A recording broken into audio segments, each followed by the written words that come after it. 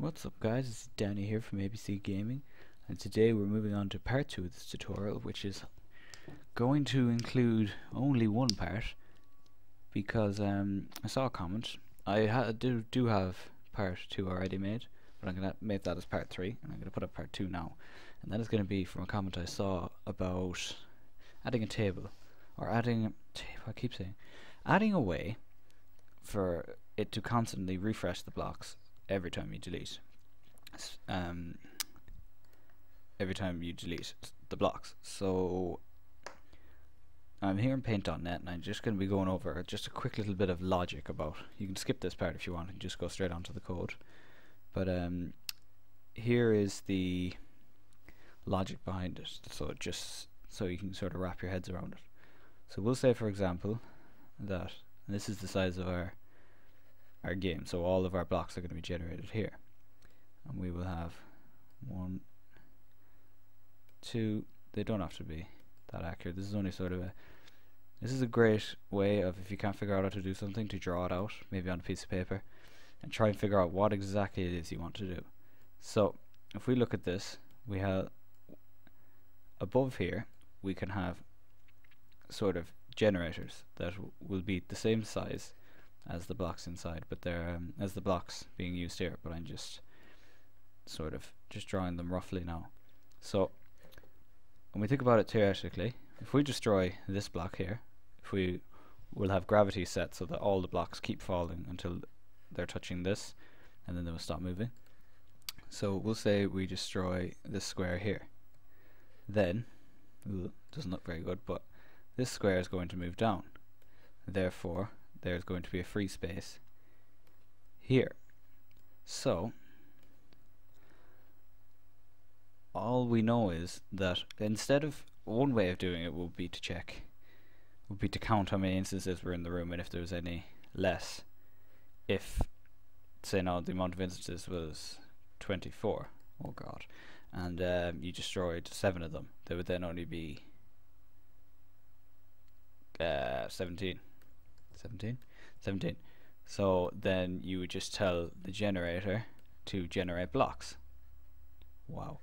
But that's not going to work, because if the block falls here and you just tell the generator, all of these generators are going to generate a block, unless you put a piece of code to tell where exactly the block is needed and which generator to call. So a lot easier way to do it is just look at it. This, if there's not enough blocks, this will always be empty, and until this is full there will never be enough blocks, because if you delete a load here and they all fall down, there's still going to be a block missing somewhere along here, and until that is filled,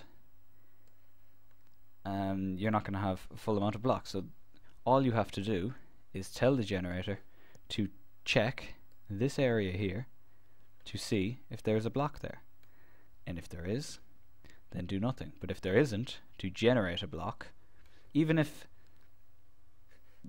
this one is deleted. Sorry, we'll delete both of these, and there's 2 deleted.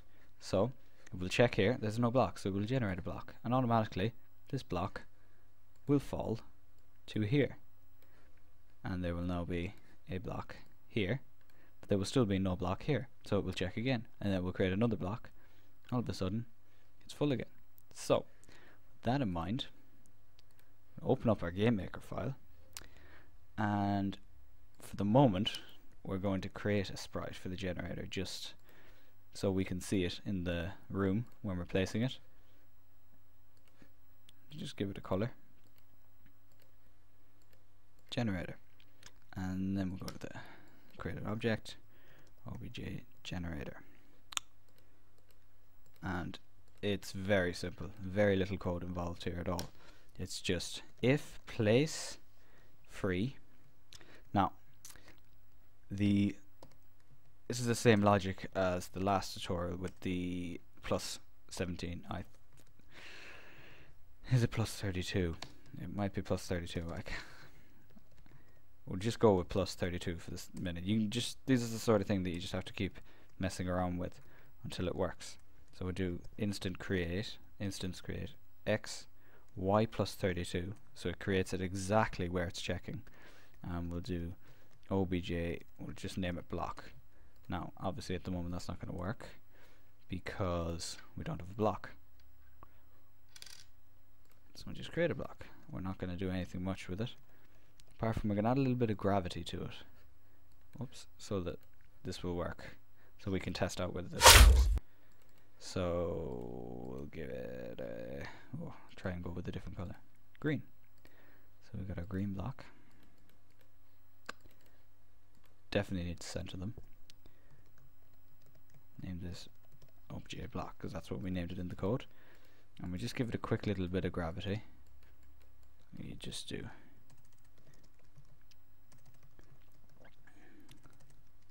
this is basically just checking that if there is nothing directly below it, it will give it gravity. So gravity is equal to 0.7 is what I like to use, and gravity direction has to be equal to 270, so it's going down the way. And then you just do else gravity is equal to 0. So now if we go back into our generator, it should just start at our generator here, and what should happen is it just should start streaming out blocks right now. Yeah. So obviously, okay, obviously we don't want that. So another thing we're going to do is we're going to add a bottom. Set, oh my god, we'll set the width to 500. No matter about the height, we're just going to give this a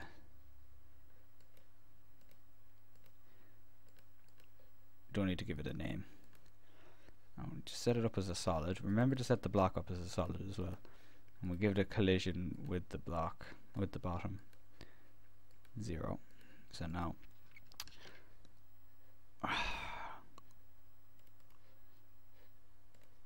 should have an object here. All of a sudden you can see, quite sure why that happens, why it all of a sudden started.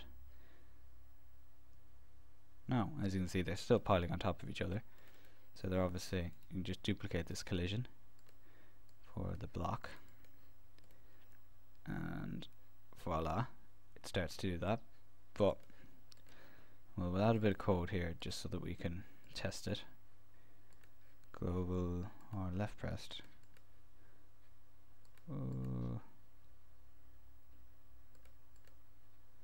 Now this is just to be so we can check it. I think I did left release, doesn't really matter. As you can see, it continues to regenerate. Now there's one thing you have to be careful of, and it's if you click this multiple times, sometimes it will glitch out. Obviously it's not doing it now, but if you do to add the generator.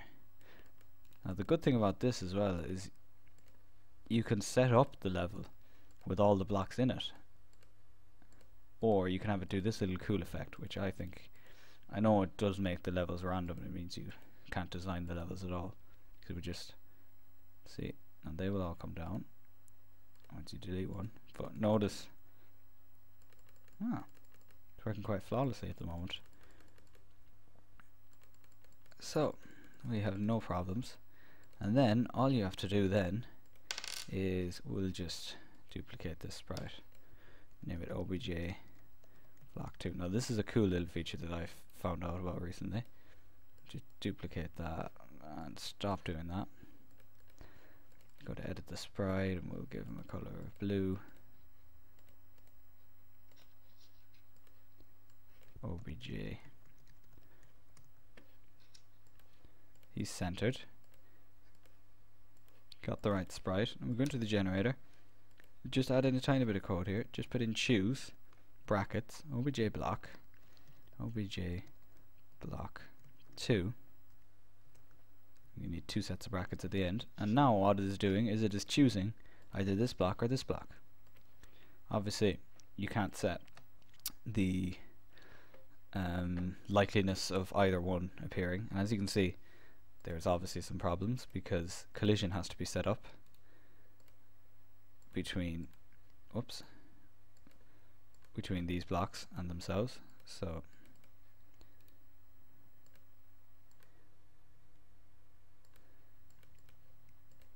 that these blocks don't fall into each other. And now look at that. I can delete a block, it respawns, and it picks a random one every time. Well, would you look at that? So, and all you need to do now is incorporate just what we did in part 1. Just bring it into here. Just load in all your sprites. You can actually save sprites if you click here. Oh, again. You can click here, save them onto your desktop, and then all you need to do is reload them in. You just do create a sprite and then open. And you can open your sprite up in here and then just do what it did in the previous tutorial. And everything should work out fine and dandy. Now, in the next tutorial, I will be going over selecting more than one block, but that is very complicated and it would take a long video.